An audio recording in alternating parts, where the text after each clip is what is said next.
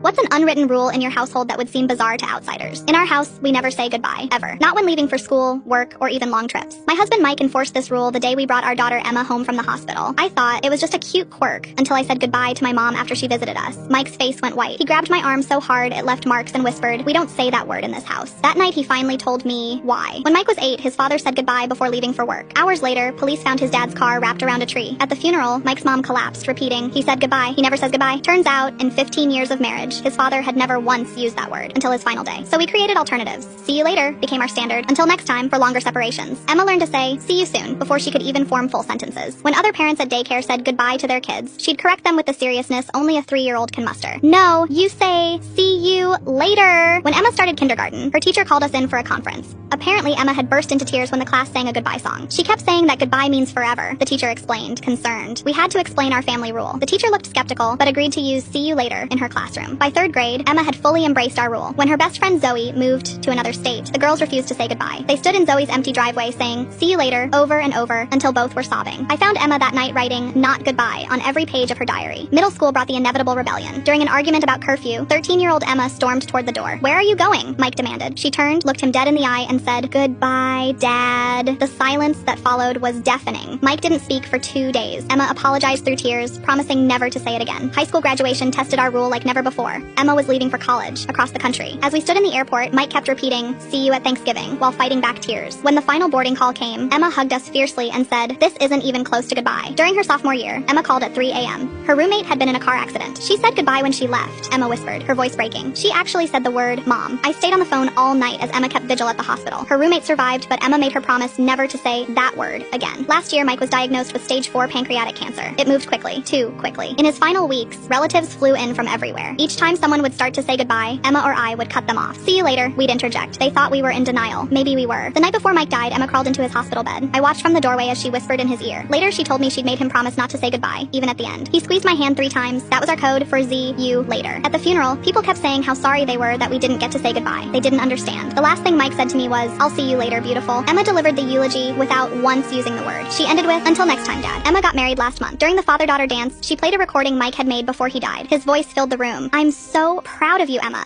Save a dance for me next time." There wasn't a dry eye in the venue. Yesterday, Emma called to tell me she's pregnant. If it's a boy, she said, "We're naming him Michael." Then she added, "And Mom, we're teaching him the rule." This morning, I found a note Mike wrote me years ago, hidden in an old book. The last line read, "Remember, it's never goodbye. In this family, we always see each other later." I've taped it to our refrigerator, right next to Emma's sonogram picture.